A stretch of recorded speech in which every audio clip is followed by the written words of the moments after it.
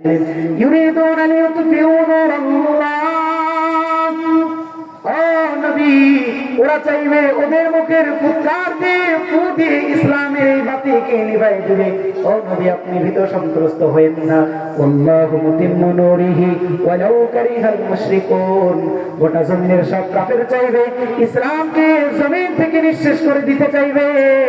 ও নবী শুনেন, আমি আল্লাহ বললাম আল্লাহু মুতিম্মু নূরিহি ওয়ালাউ কারিহাল মুশরিকুন।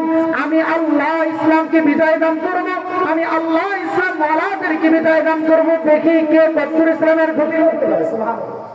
আল্লাহ তাআলা এই কোরআন নাযিল করে ঈমানদারদের জন্য পাথেও জোগাড় করে আল্লাহ তাআলা জানায়া দিলেন, ইন্না নাহনু নাযালনা যিকরা ওয়া ইন্না লাহু লাহাফিজুন।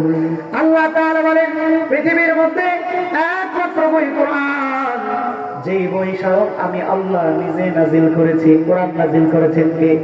আর বলেন না কে? আরে জোরে একবার বলেন না কে? আল্লাহ তাআলা শুধু নাযিল করেছেন না, আল্লাহ তাআলা বলে, এ বান্দা শুনে নাও, ওয়া ইন্না লাহু লাহাফিজুন। আমি আল্লাহ তাআলা কোরআনকে হিফাজত নিজেই করব। সুবহানাল্লাহ। আল্লাহ তাআলা নিজেই হেফাজত করবেন। আল্লাহ যদি হেফাজত করে, সবাই মিলে এইটার নষ্ট করতে চাইলে পারবেন? ওই মুসলমান কেমনে আল্লাহ হেফাজত করবে, এই কথাটা বলেই শেষ করে দিব। তাফসীরে ইবনে কাসীরের মধ্যে ইবনে কাসীর রাহমাতুল্লাহি আলাইহি লিখছেন, আল্লাহ তাআলা এই কোরআনকে 4 ভাবে হেফাজত করেছেন। বলেন কয় ভাগে? এক নাম্বার, আল্লাহ পাক রব্বুল আলামিন তিনার লাউহে মাহফুজের মধ্যে গোটা 30 পারা কোরআনকে খোদাই করে করে লিখে রাখছেন। জমিনের জালেমরা আলেমের মুখ চাইপা ধরে রাখতে পারবে, আলেমদেরকে বাধা দিতে পারবে।